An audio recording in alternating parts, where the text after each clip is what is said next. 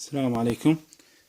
اليوم راح اشرح لكم طريقة ربط سنتر لوك على السيارة. طبعا انا شارح مقطعين سابقات، لكن هذا المقطع راح ابدي بيه مثل ما يقولون من الالف للياء. عندي هذا سنتر لوك يسموه الاسم التجاري يعني هامر او اي اسم، هو عبارة عن سنتر لوك صيني قيمته 25,000 دينار عراقي، يعني ما يعادل تقريبا 18 دولار. بسيط ما بيه اي شيء. نفتح السنتر لوك، راح نلقى بيه هذا الليد، هذا اللي يرمش لما نشغله ونطفيه. هذا هو الجهاز اللي يفتح ويسكر. هاي 2 ريموت داخل مالته، هذا الجهاز وهذه الضفيرة.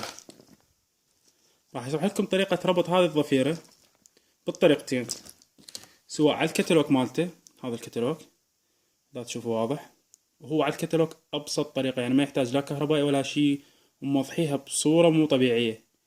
او لا، طريقة ثانية، اي سنتر لوك يجيك تقدر تربطه عن طريق الضفيرة مالته. شلون تحدد الاسلاك، طريقة سهلة بغض النظر عن الالوان.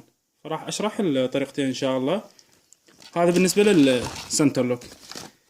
في بعض الاحيان تجينا سيارة ما بيها يسمونها بطالة او اي شيء، يعني هذا اللي هو سنتر لوك سميه او بطل، هو الماشي، يعني هاي ما بيها.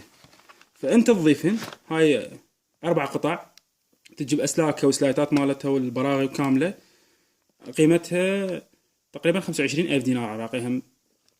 فهم شلون راح نربط طريقتها، يعني هاي الاسلاك مثل هذا بي 2، ليش هذا بي 5؟ هذا 2 فتح وتسكير. البقية ذولي اذا حبيت انه من باب السائق تفتح وتسكر الابواب بالمفتاح الغلق والفتح، ايضا هاي طريقة ثانية هسه راح اشرحها ان شاء الله.